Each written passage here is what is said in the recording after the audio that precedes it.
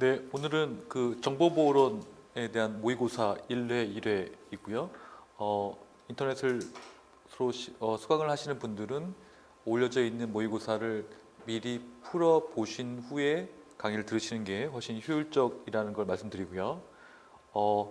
그러니까 계속 반복돼서 얘기가 나오는 것들이니까요. 그러니까 너무 깊게 그리고 너무 빨리 그 강의를 하지는 않고 이렇게 적당한 수준으로 강의를 하도록 하겠습니다.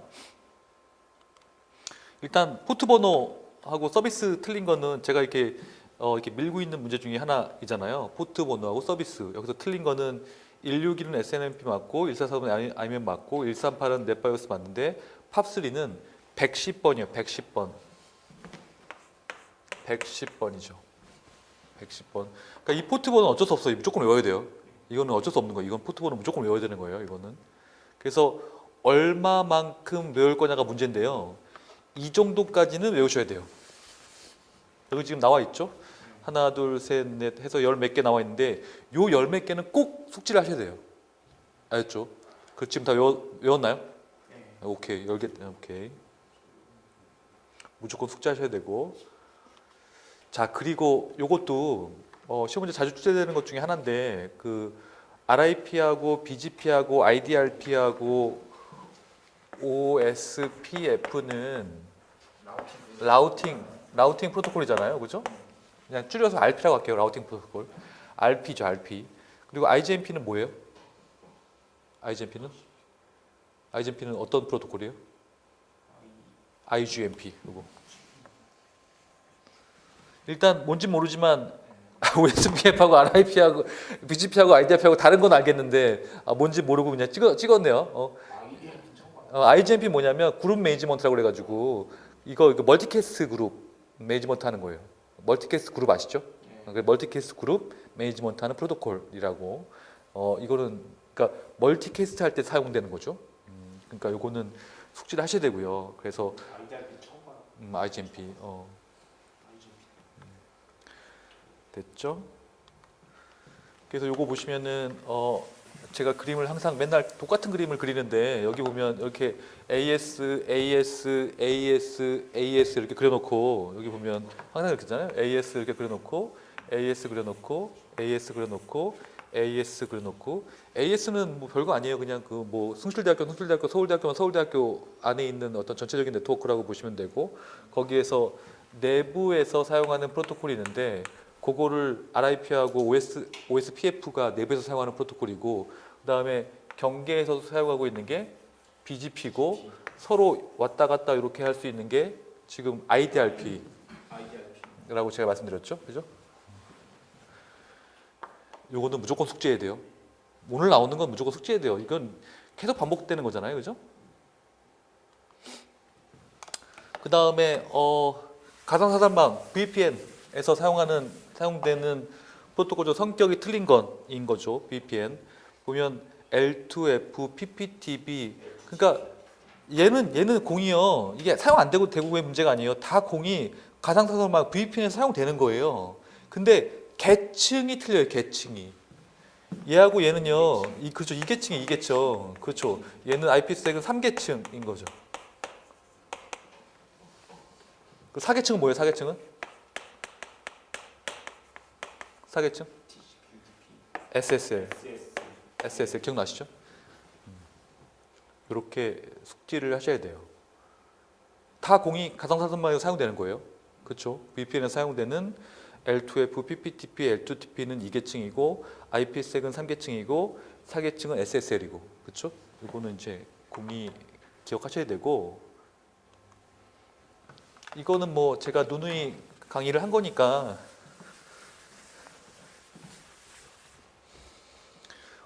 또 설명드릴 필요는 없을 것 같아요. 그러니까 가장 멍청한 방법은 그냥 다 프라이빗 네트워크를 이렇게 사용하는 거고요. 가장 좋은 방법은 퍼블릭 네트워크에서 프라이빗 네트워크 같은 애들을 이렇게 사용해 주는 거죠. 그러니까 그러기 위해서 이제 터널링이 필요하다고 제가 말씀드렸잖아요. 그죠? 터널링이 필요하다. 그리고 여기서 알아야 될 게 한 80% 정도 이득을 본다. 기존 전용망에 비해서 80% 정도 이득을 본다. 그 정도. 그리고 여기 보면 요건 너무 당연한 얘기인데 여기 애매한 부분이 있어요. L2F, PPTP, L2TP는 레이어 2 터널링 프로토콜이잖아요. 그렇죠? 터널링이 뭐냐면 퍼블릭에서 프라이빗 패킷을 사용하기 위해서 그런 거죠. 이제 이게 더 씌우는 거니까 이 터널링이 더 씌우는 거예요. 터널이 이게 더 씌우는 거잖아요. 그렇죠? 더 씌우는 건데 근데 중요한 거는 요런 문제들이 이게 있는 거예요. 그러니까 이거는 이제 대학 서적에서 이렇게 얘기를 하고 있는 거죠. 암호학적으로 확실한 보안을 제공하지 않는다라고 이렇게 써 있잖아요. 근데 실제 기출에서는요, 이게 암호학적으로 보안을 제공한다고 기출에서 나왔어요. 그러니까 어쩔 수 없잖아요. 기출 따라가야 되잖아요. 그렇죠? 그렇지만 그냥 논리적으로 따졌을 때는 그냥 터널링만 하는 거지 보안을 제공하지는 않아요. 논리적으로 따졌을 때 그냥 그렇죠? 무슨 말인지 아시겠죠? 그러니까 이제는 그 정도는 구분하셔야 돼요. 그렇죠? 자, 그 다음에 이제 4번인데요. 옳지 않은 것은 지금 보면 크라임웨어는 말 그대로 이제 크라임이 범죄 같은 그 범죄라는 뜻이잖아요. 그래서 온라인상에서 해당 소프트웨어를 실행하는 알지 못하게 보면은 불법적인 행동이나 동작 같은 걸 하잖아요. 크라임이란 자체, 그러니까 단어로 매칭해서 그냥 보세요. 크라임. 그리고 파밍은 도메인 자체 탈취하는 거, 그리고 피싱은 이메일이나 전화 같은 걸로 이렇게 그 탈취하는 거잖아요, 정보를. 근데 스니핑은요, 뒤에 얘기는 맞아요. 이게 보면 네트워크상 남의 패턴을 독청하는 패킹 용어 맞는데 적극적 공격은 아니죠. 스니핑은 소극적 공격. 이거 소극적 공격의 대표적이네요. 스니핑은 완전 소극적이에요. 완전 소극적. 그러니까 이런 거잖아요. 그러니까 자 보세요. 적극적과 소극적을 어떻게 구분해요?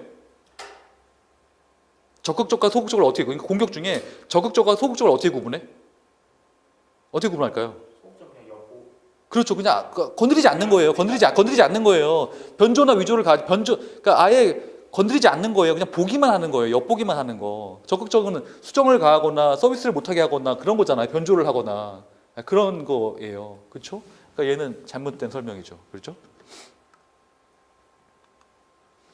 그래서 크라임웨어 이렇게 정리하시면요. 불법 활동을 조장하기 위해 만들어진 프로그램이고 취약점을 이용해서 악성 코드들을 악성 코드를 이렇게 심는 거죠. 그래서 대표적인 예 중에 하나가 키로고 같은 거. 키로고 기억나시죠? 이렇게 내가 타이핑을 하면 그 정보를 이렇게 다 원격으로 이렇게 전송하는 거죠. 그러니까 암호나 패스워드나 중요 정보 같은 것들을 이런 게 이제 크라임웨어이죠. 그다음에 스니핑 기억나시죠? 스니핑은 원래라면 우리가 2계층이나 3계층에서 맥 정보하고 IP 정보랑 맞지 않으면 다 패킷을 드랍시켜 버려요. 원래 다 드랍시켜 버려요. 원래는 다 드랍시켜 버리고 이게 기본적인 원리야. 보세요. 우리가 패킷을 ARP나 그런 것들을 브로드캐스팅하고 이렇게 해가지고 뭐 IP 얻어내가지고 보내는데 어떻게 보내겠어요? 상대편한테. 자기한테 맞지 않는 건 다 버리는 거예요. 브로드캐스팅하는 거를. 근데 내가 스니핑 하려고 마음만 먹으면 이 해당하는 그 랜카드에 프로미스큐어스 모드가 있어서 그 프로미스큐어스 모드를 딱 키면 모든 패킷을 다 볼 수 있는 거예요.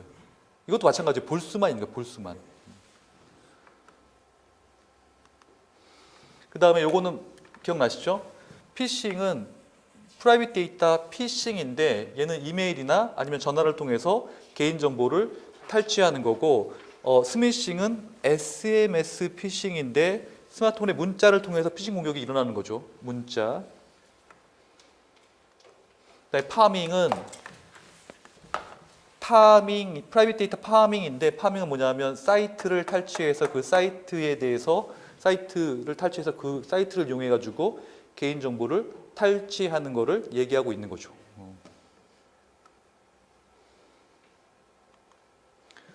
그 다음에 요거 암호학에서 속도를 높이기 위한 방법이 아닌 것은이에요. 그러니까 잘 생각해 보셔야 돼요. 이게 이제 상대적인 개념인 거잖아요. 속도를 높이는 게. 근데 대칭키는 일단 빠르잖아요. 그러니까 속도가 높아지는 거고 비대칭키 공격키는 느리잖아요. 그러니까 비대칭키는 아닌 거고 그다음에 하이브리드 암호 시스템은 비대칭키의 속도를 개선하기 위해서 만든 거죠. 그리고 전자 서명 시에 메시지가 아니고 해시값에 서명하는 거는 속도를 높이기 위한 거죠. 다 기억나시죠? 오케이. 그러니까 비대칭키 공개키가 속도를 높이기 위한 방법이 아닌 거죠. 자, 요게 문제인데요. 다음 중 위협받는 특성과 방지를 위한 암호 기술로 틀린 것은 이에요.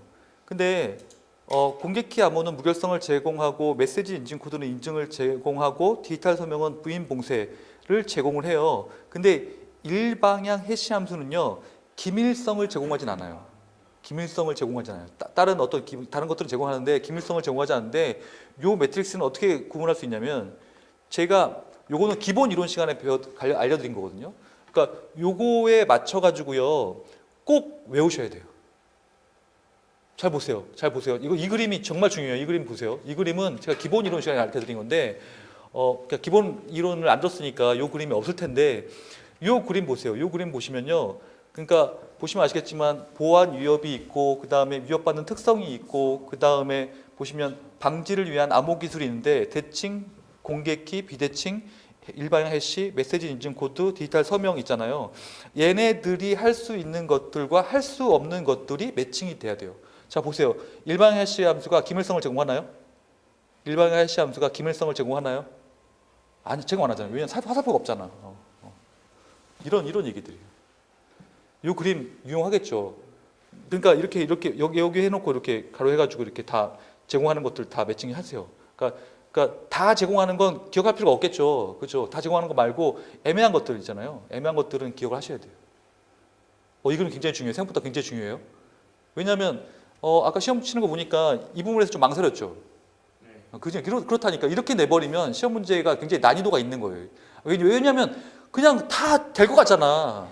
근데 확실하게 구분 져야 된다니까? 무슨 말인지 아시겠죠? 확실히 구분 져서 이 그림은 숙지를 하셔야 돼요. 요거는 정말 중요한 그림이에요. 이런 것들이 허를 찌르는 문제 중에 하나예요. 왜냐하면 다 알고 있다고 생각하는 것들인데 막상 물어보면 헷갈리는 것들. 됐죠? 자, 그리고 공개키 PKI에서 사용자가 실시간으로 인증서를 검증할 수 있는 프로토콜은 이에요. 우리 그 국가직에서도 나왔지만 인증서를 없애는 게 아니에요. 폐기 목록도 다 갖고 있는 거예요. 그리고 그 폐기 목록에 대해서 검증 실시간으로 그러니까 폐기 목록은 주기적으로 이거 업데이트하는 거고요. 요게 이제 요 CRL이죠, 요 CRL. 근데 요거를 주기적으로 업데이트한 거를 내가 주기적으로 받아보는 게 아니라 내가 실시간으로 검증을 하고 싶으면 OCSP를 사용해야 돼요. 그리고 RA하고 CA는 다른 얘기죠, 그죠? 등록 기간이랑 인증 기간은 다른 얘기죠, 그죠?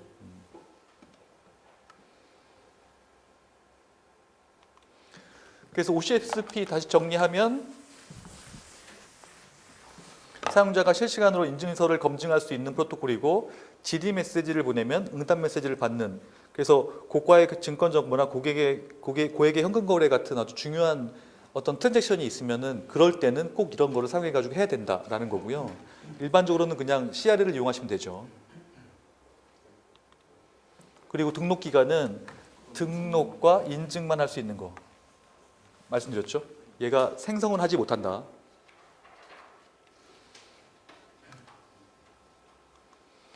그 다음에 폐지를 해야 되는 경우 폐지를 해야 되는 케이스는 언제냐면 내가 공개키를 등록했는데 자신이 개인 키를 잃어버린 경우 분신이나 도난 그래서 CRL을 만들어서 그래서 내가 만약에 뭔가를 하려고 하면 항상 CRL을 조사해야 된다는 얘기. 그래서 인증성의 유효성을 확인해야 되는데 역으로 공격도 가능하다라는 거죠. 아까 CRL 시간차 공격 아시죠? 그러니까 메시지 보내고 CRL 얘기한 다음에 갱신되기 전에 돈 보냈으면 그 사람은 난 보낸 적 없어라고 거짓말을 하는 시간차 공격 가능하죠. 자, 인증기간은 키쌍을 작성하고 본인 인증하고 그 다음에 작성 발행하고 폐지하고 다 같이 다 인증 기관에서 수행하는 일이죠. 자, 보시면 아시겠지만 폐지를 한다고 했지 시험 지문에 나온 것처럼 삭제를 한다는 얘기는 없었어요. 무슨 말인지 아시겠죠? 그 패치 목록을 유지하고 있잖아요, 그죠?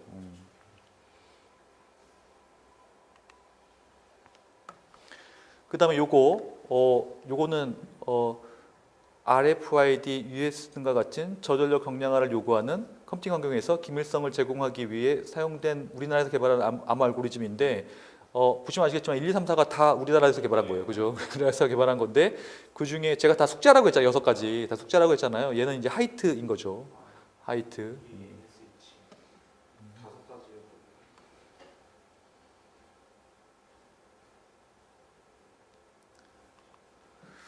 그래서 다시 한번 정리하면요. 내는 이런 식으로 공부하셔야 돼요. 시드는 이렇게 시험 지문에 이렇게 나오니까 이런 거.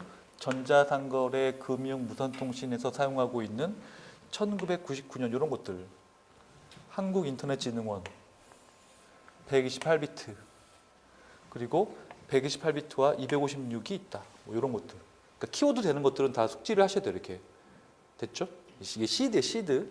그러니까 이게 워낙 이제 시험 문제 잘 나오니까 이렇게 헷갈리게 나올 수 있어요. 이렇게 무슨 얘기냐면 이런 식으로 이거 말머리 다 자르고 이런 것들만 이런 것들만 그러니까 다 자르면 헷갈릴 수 있잖아요, 그죠? 그다음에 하이트인 거죠. 하이트는 저전력 경량화 그리고 얘는 보면 2005년도에서 만든 거고 그다음에 64비트 블록 암호인 거고.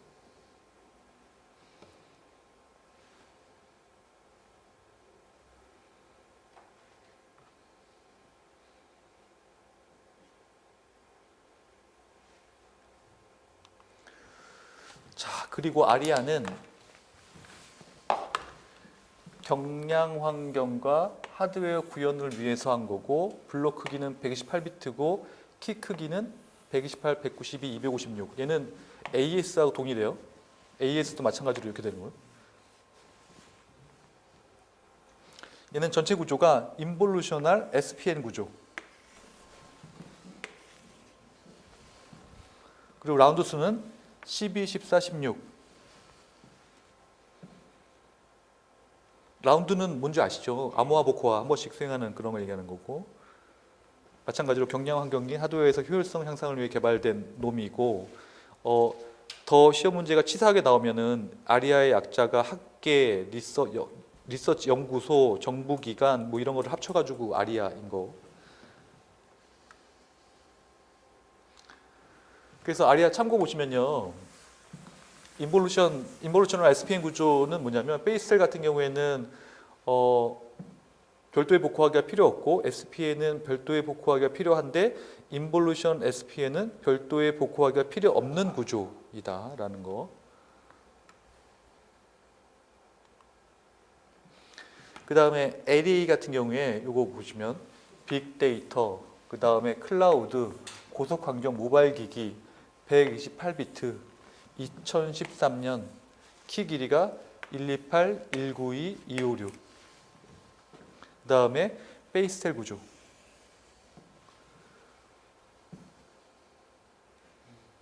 베이스텔 구조죠, 그렇죠?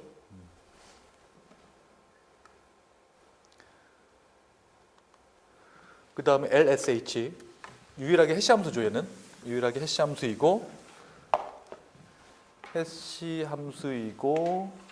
2014년 출력 길이는 224, 256, 384, 512.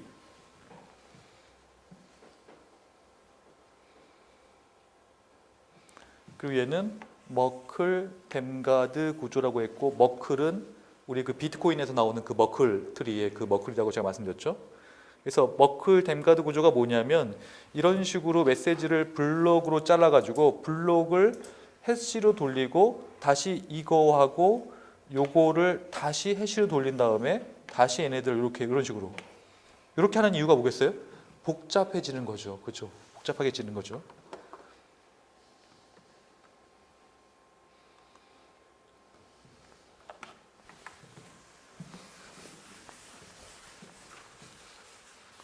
다음에 악성 코드에 대한 설명 중 틀린 것은인데요. 자, 트로이 목마는 악의적인 공격자가 컴퓨터에 침투하기 위한 거고, 인터넷 악성 코드 같은 경우에는 인가되지 않은 성인 사이트나 그런 것들을 통해서 감염되는 거고, 스파이웨어는 자신이 설치된 원격지로 보내는 거죠.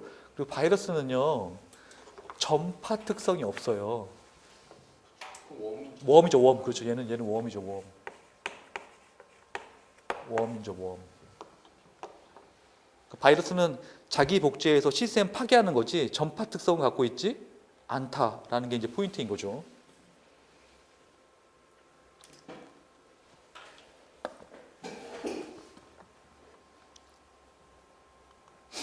그래도 이거 다시 한번 정리할게요. 이렇게 보시면 이렇게 정리되는 건데, 바이러스 같은 경우에는 복제해서 시스템을 파괴하는 거이고요. 웜은 전파 특성이 있고요. 이렇게. 그리고 사실 트로이 목마하고 백도어는 틀려요. 엄밀하게 얘기하면 트로이 목마는 백도어가 틀려요. 백도어는요, 같이 보는 경우도 있는데 원래는 좀 분리를 해야 돼요. 백도어는 이렇게 뒷문을 열어놓는 거고요. 뒷문 열어놓는 거 아시죠? 아이디 패스워드 없이 들어올 수 있게 뒷문 열어놓는 거고, 트로이 목마 같은 경우에는 정상적인 프로그램에 가짜를 숨겨놓는 거예요. 이렇게. 그래서 이렇게 정상적인 프로그램을 실행했는데 갑자기 그 나쁜 애들이 실행되는 거죠. 그런 거고, 인터넷 악성 코드 같은 경우에는 잘못된 그 인가되지 않은 사이트 가서 걸리는 거고, 스파이웨어 같은 경우에는 어떤 그 스파이잖아요, 스파이. 그러니까 내 정보를 이렇게 빼가는 거죠. 애드웨어가 또 있죠, 애드웨어는 뭐냐면 광고하는 거죠, 광고. 그러니까 무작위로 광고하는 건 아니고요. 쿠키 수집해서 광고하는 거. 제가 검색하는 거나 뭐 그런 것들 다 기반을 해가지고. 자, 그리고 요거 etc 패스워드 파일에 포함되지 않은 정보. 자, 사용자 계정이랑요, 사용자 번호하고 그룹 번호 같은 경우에는, 사용자 번호는 좀 애매한데 사용자 아이디예요. 사용자 아이디, 그룹 아이디이죠. 사용자 아이디, 그룹 아이디 같은 것들은 다 포함되는데, 암호화된 패스워드는요 여기 포함되지 않고요. 그러니까 옛날에는 포함됐어요. 옛날에는 포함됐는데 이거를 섀도우 파일로 옮겼어요. 섀도우 파일로. 왜 섀도우 파일로 옮겼었겠어요?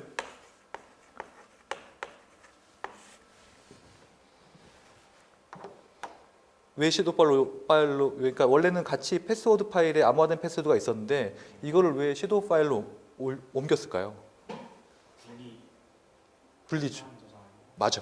그 분산 저장하는 이유가 뭐냐면, 그렇죠, 맞아. 그렇죠. 그러니까 패스워드에서 이렇게 탈취되는 거를 한 단계 더 이렇게 더 뎁스를 주면 마찬가지잖아요. 아이디 패스워드가 있는 이유랑 마찬가지 개념인 거예요. 아이디 패스워드가 있는 거와 없는 건 엄청 차이가 있는 거잖아요. 그리고 한 단계 더 거는 거인 거죠. 그렇게 생각하시면 돼요. 그래서 요거 굉장히 중요한 거기 때문에 무조건 숙지해야 돼요. 요거 etc 밑에 패스워드 파일 내용 1번, 2번, 3번, 4번, 5번, 6번, 7번은 무조건 숙지, 무조건. 1번은 사용자 계정, 2번은 패스워드가 암호화되어 있기 때문에 요건 2번은 의미 없어요. 2번은 의미 없는 애고, 얘는 그냥 패스워드가 섀도우 파일에 있다는 뭐 아무런 것도 없는 거고, 그 다음에 3번은 사용자 아이디, 그 다음에 그룹 아이디, 그 다음에 5번은 사용자 이름, 그 다음에 홈 디렉토리. 홈 디렉토리 뭐냐면 우리가 파일 처음 부팅했을 때, 그러니까 예를 들어서 아이디 패스워드를 만들잖아요. 그럼 아이디를 만들면 그 아이디와 관련된 디렉토리를 줘요. 거기에서 작업하라고. 그게 이제 홈 디렉토리예요. 그리고 여기 쉘 아시죠? 쉘? 쉘. 여러 가지 쉘 중에 있는데 어떤 쉘을 기본으로 사용할 건지에 대한 얘기를 하고 있는 거예요.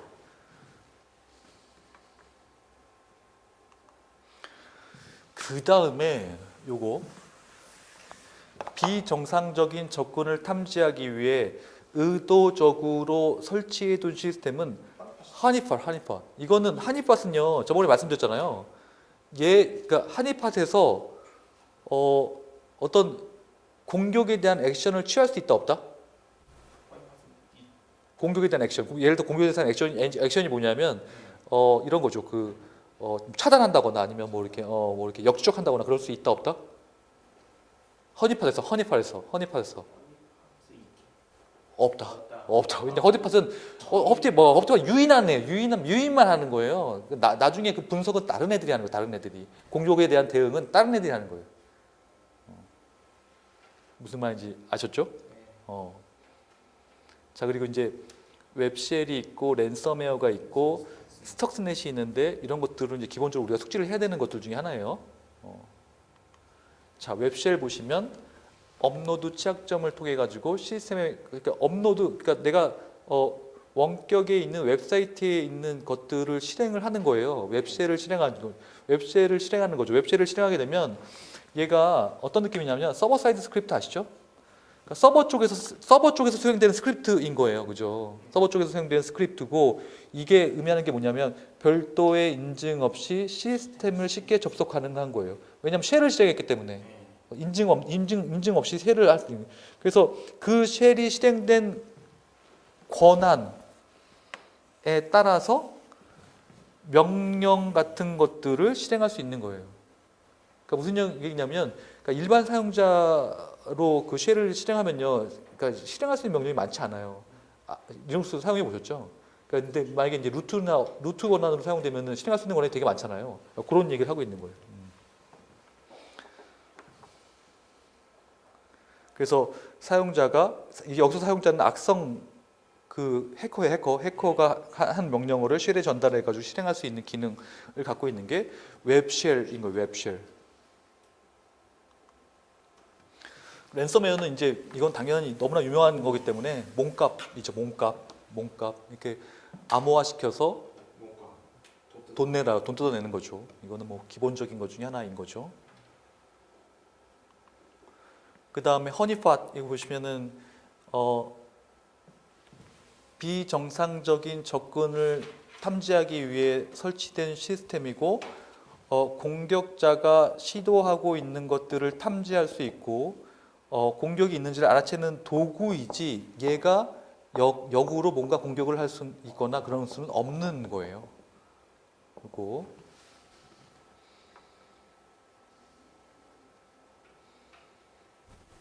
됐나요? 요것도 마찬가지예요. 스톡스넷 하면 저번에 시험 문제 한번 나왔죠? 스카다 요 스카다가 뭐냐면 국가 및 산업의 중요 기반 시설을 제어하는 시스템이에요. 그냥 요걸 통칭해서 뭐라고 불러요? 스카다라고 스카다. 요거를 대상으로 한 웜이죠. 굉장히 나쁜 놈이죠. 굉장히 왜냐하면 그냥 일반적인 웜 같은 경우에는요, 그냥 일반 사용자 PC를 대상으로 하잖아요. 근데 얘는 그런 걸 대상으로 하는 게 아니에요. 그렇죠. 예를 들어서 뭐 굉장히 중요한 기반 시스템 뭐가 있겠어요? 예를 들어서 뭐 원자력 관리 시스템이나 그런 거 있을 수 있는 거잖아요. 정말 위험한 거예요.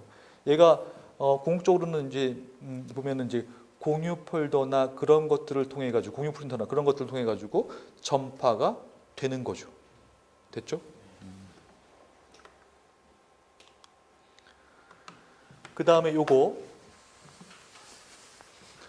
목표 시스템에 어떠한 포트가 열려 있는지 알아보는 공격 방식은 스캐닝인 거죠. 스캐닝.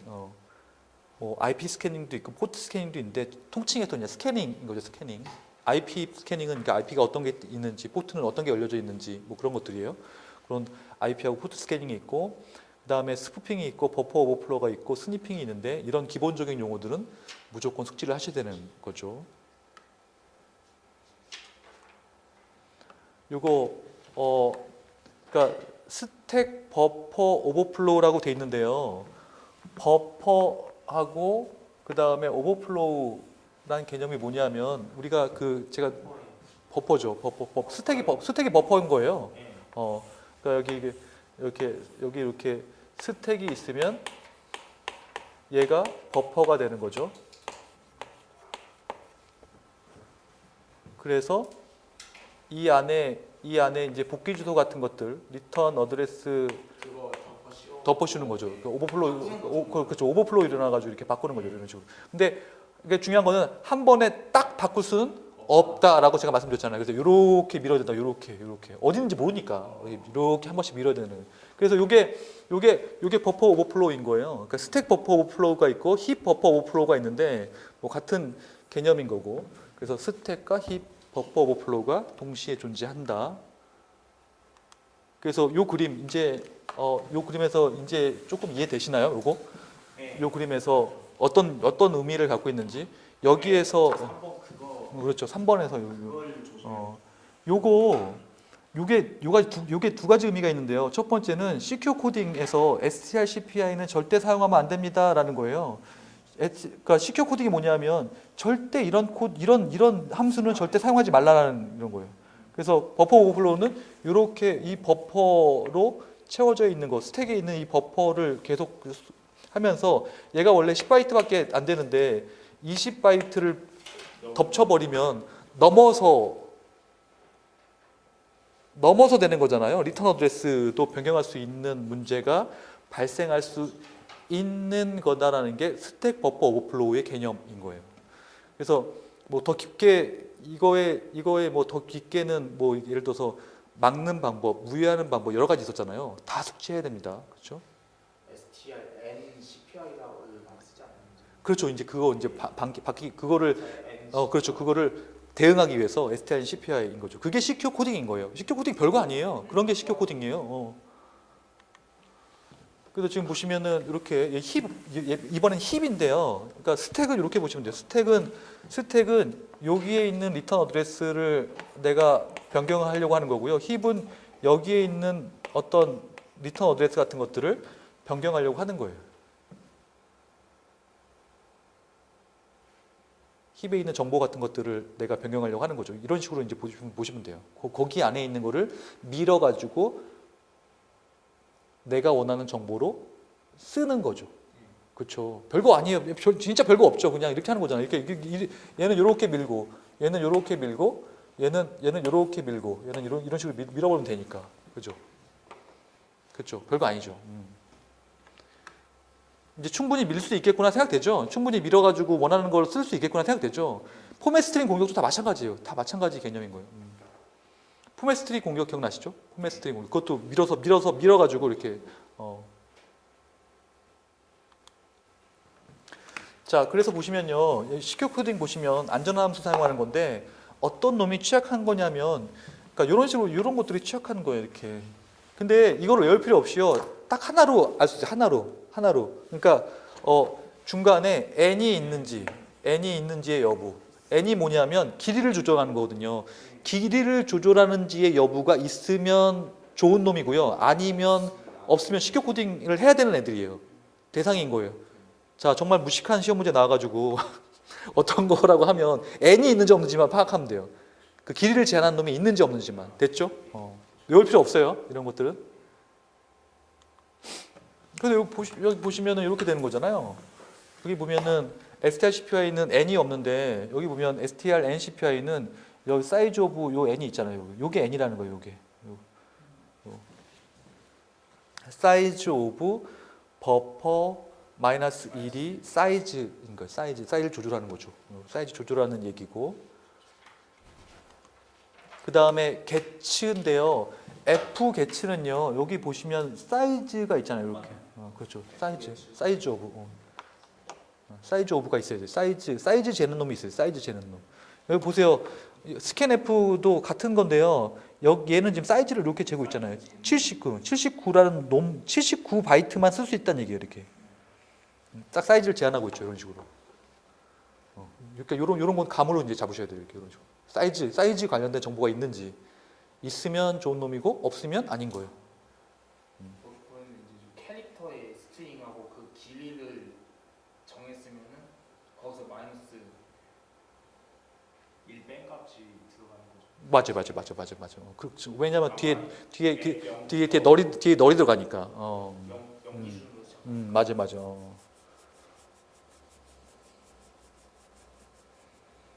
영기준으로 맞아. 영기준으로 하기 그게 아니고요.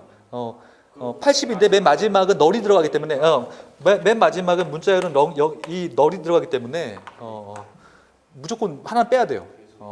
이렇게 빼는 거예요. 이건 이제 코딩할 때 기본적인 원칙 중에 하나예요. 왜냐하면 문자열은 그걸로 문자열을 구분하기 위해서 문자열이 딱 안 끝나요. 그래서 뒤에 항상 슬래시 0이 들어가요. 이게 한자, 이게 한 글자. 그러면 문자열이 끝인 줄 아는 거거든요. 됐죠? 이런 식으로. 79라는 게 궁금했구나. 여기 항상 마이너스 1을 하는 게 궁금했구나. 이제 여유가 좀 되니까 궁금해지죠. 여유가 없었을 때는 아, 그냥 그런가 보다라고 했잖아. 그죠? 자, 스푸핑은 사실 그걸 아셔야 돼요. 스푸핑은 도대체 왜 스푸핑을 하냐라는 건데요. 얘는 스니핑을 하기 위해서, 스니핑을 하기 위해서 스푸핑을 하는 거예요. 도청이 스니핑이 훔쳐보는 거. 스니핑 엿보는 엿보. 스푸핑이 얘는 변조. 도청. 엿보는 그래서 보시면 아시겠지만 ARP 변조하는 거죠. ARP를 왜 변조하냐면 원래는 서로 이렇게 AABB를 알고 있어야 되는데 여기에서 변조를 해가지고 이런 식으로 CC라고 알려주는 거예요. 이런 식으로 변조된 거잖아요. 원래는 AA라고 알려줘야 되는데 CC로 알려졌으니까 ARP가 AA에서 CC로 바뀐 거죠. 요게 변조예요. 변조. 됐죠? 이런 변조. 요게 스니핑을 위한 거다. 스니핑, 스푸핑 이제 헷갈리면 안 돼요. 그 다음에 요거는 같은 그림이니까 그냥 생략할게요. 요거 아까 스니핑의 원리. 같은 스니핑의 원리 기억나시죠? 원리가 있는 거고, 그 다음에 요거를 하기 위해서 프로미스큐어스 모드로 해야 된다라고 아까 제가 말씀드렸고, 그 다음에 스캐닝 보시면 IP 스캐닝도 있고 포트 스캐닝인데 이제 포트 스캐닝에 대한 건데요. 포트 스캐닝 보면 포트가 열려져 있는 거를 찾아서 그 포트를 공격하기 위한 거예요. 그리고 공격하기 위한 거고 첫 번째 공격하기 위한 거고 두 번째는 어떤 서비스가 오픈되어 있는지를 알려고 하는 거죠. 무슨 얘기냐면 80번 열려 있으면 웹을 사용하고 있네? 그럼 내가 웹을 공격할 수 있겠네? 그런 개념인 거예요. 21번이 뭐 FTP를 공격할 수 있겠네? 뭐 그런 개념인 거예요. 근데 이제 UDP 포트 스캐닝이 있고 TCP 포트 스캐닝이 있어요. 이제 여기까지 왔으면 원리를 좀 아셔야 되는데요.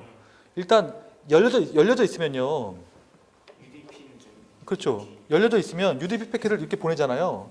UDP를 열려져 있는 놈한테 이렇게 보내면요. 열려져 있으면 응답이 없어요.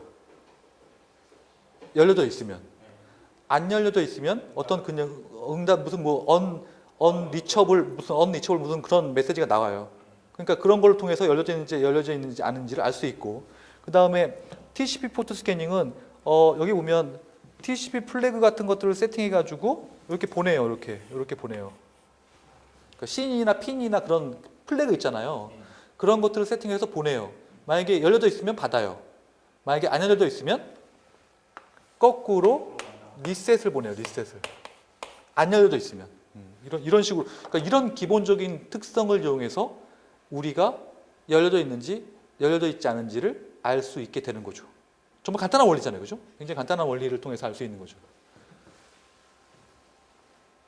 사실 이건 약점이죠. 약점. 원래 이런 정보들이 사실은 그러니까 선의의 목적을 위해서 쓰였으면 좋은 건데 이거는 이제 안 좋은 목적을 위해서 쓰이는 거니까 약점이 있는 거예요. 약점이. 자, 그 다음에 요거 계획, 실행, 점검, 개선, 사이클을 지칭하는 용어는 PDCA죠. PDCA. Plan, Do, Check. 그렇죠. 그런 거죠. 그리고 이제 그거를 이용해서 만든 게 PIMS하고 ISMS고, 그 다음에 PIPL은 PIMS 전에 나온 놈이죠. 개인정보를 위한 놈이죠. PIMS 전에 나온 놈. 지금은 PIPL이 PIMS에 통합되어 있는 거예요.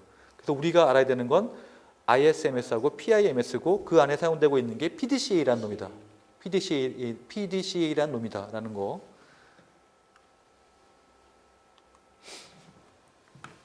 그래서 요거 PDCA 다시 한번 정리하면요. 이렇게 보시면은 Plan, Do, Check, Act죠. 그리고 이 PDCA를 정보보호에 적용시킨 게 ISMS죠. PDCA를 정보보호에 적용시킨 게 ISMS고, 그 다음에 이거를 개인정보에 적용시킨 게 PIMS죠.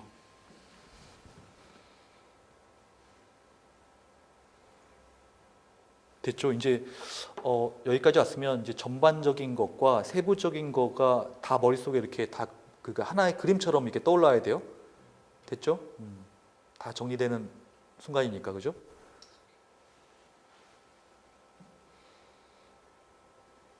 됐나요? 예. 오케이. 그 다음에 IPsek에 직간접적으로 기밀성을 제공하지 않는 것은 이에요. 자, 이제 기밀성은 사실 이제 암호화잖아요.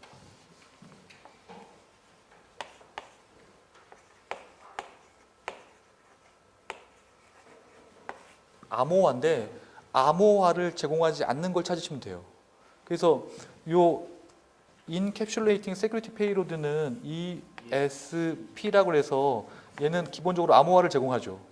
암호화를 제공하고 그 다음에 인터넷 키 익스체인지는 SPI를 서로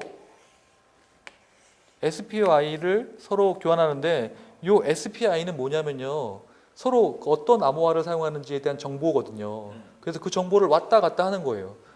인터넷 키 익스체인지가 IKE가 그러면 얘하고 얘는 기본적으로 직간접적으로 기밀성을 제공하죠. 무슨 말인지 이해되시죠? 그렇지만 이 어센티케이션 헤더는요 기밀성을 제공하잖아요. 그냥 인증만 제공하는 거. 됐죠? 오케이. 이거 확실히 구분 지시고 그다음에 이후의 얘기는 좀 쉬었다가 하도록 할게요.